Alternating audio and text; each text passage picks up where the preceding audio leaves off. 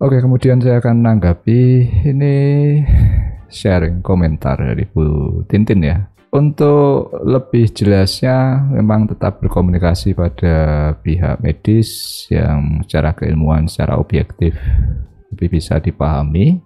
Walaupun di sini belum ketemu ya penyakitnya seperti apa. Tapi menariknya, ini cerita dari pengalaman saya selama ini dari beberapa buku yang saya baca atau dari internet. Demikian pula ketika sempat berapa kali saya berkomunikasi atau konseling dengan orang-orang yang anehnya, entah dirinya atau keluarganya, itu punya pengalaman ketika kecil ada penyakit yang mungkin secara medis tidak jelas bisa disimpulkan. Tapi kemudian berapa tahun kemudian semakin dia berkembang itu hilang begitu saja. Nah, saya melihat dari sisi aspek yang non fisik, dari sisi spiritualitasnya. Jadi kita ini hanya ekstensi atau perpanjangan dari data yang ada dari pendahulu kita, leluhur lah orang menyebut. Nah, berapa yang katakanlah mereka punya garis yang orang yang linuwe lebih di keturunannya itu mengalami gejala-gejala yang tidak biasanya. Maka ada beberapa orang yang takut nanti kalau kamu belajar ilmu, anakmu akan kena masalah tertentu lah, seperti itu.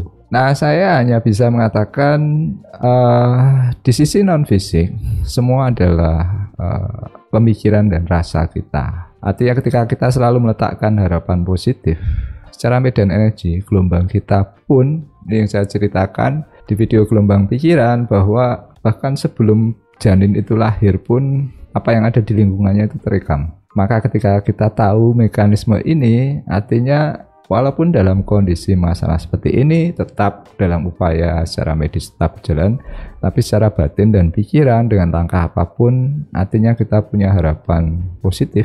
Ini pasti ada pengaruhnya.